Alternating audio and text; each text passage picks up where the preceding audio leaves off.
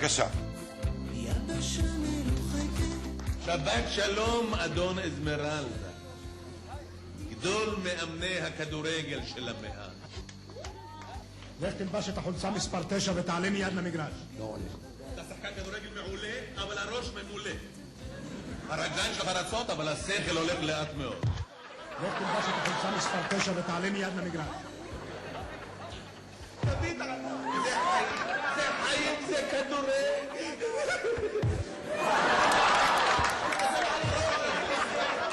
כל נגיחה שלו פגז מפרפר ברשת. תסתכל על הרגל המסיימת. לא, הוא ימני. ימני, ימני. תסתכל, כל מסירה סרגל. ואיפה הסיום האישי?